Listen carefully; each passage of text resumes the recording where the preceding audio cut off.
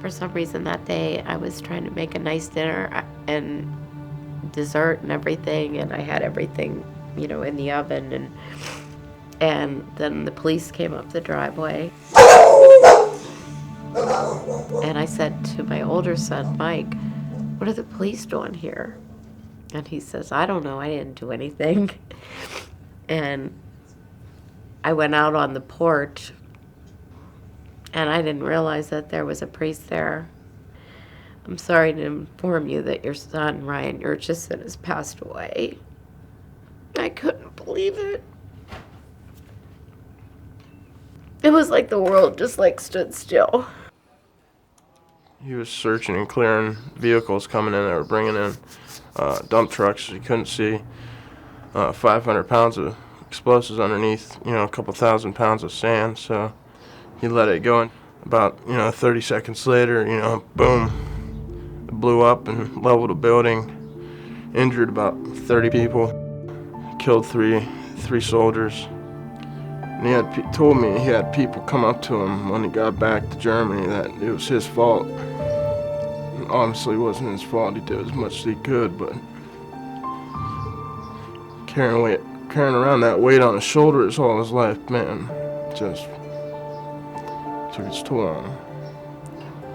The way we dealt with everything when we came back is the way we dealt with everything before we went, We like to go out and drink and have a good time, so we would drink all the time. It was like he couldn't stand to be in his own skin. That's how bad it was. And he's still back there mentally. When he came back to the world, this wasn't reality. This is sort of like a dream. That's the reality. Because nothing he did in his life, 18, 19 years before he went over there, left an impact on him like what he saw over there. Ryan was going to the VA, trying to get help with, sleeping, and he'd be up for days at a time. They prescribed, I think, like Valium or something for him, and some sleep medication. He took the pills like he was supposed to at first, and then started taking more than he should have, became addicted. Then the VA wouldn't give him any anymore because they knew he was taking more than he was supposed to.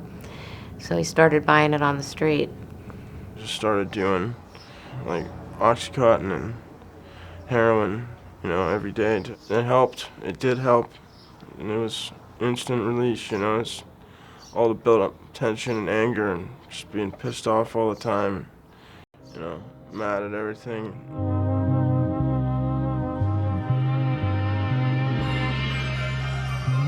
I started worrying about him as far as harming himself. When he showed me a video that he made, it showed him portraying exactly like he felt, tossing and turning in bed, not being able to sleep, sitting in front of his television with nothing but snow on the screen and just staring at it. And then in the end, he hung himself.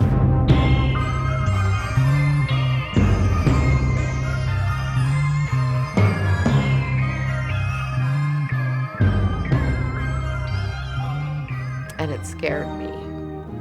So I called the VA. I said, I know you probably can't watch this at work, but could somebody please watch it at home? And I'm sure they never did. Yes, I blame the VA. He tried getting into treatment for drug addiction and alcohol addiction. They said, no, it's a 6 months wait. You can't get in.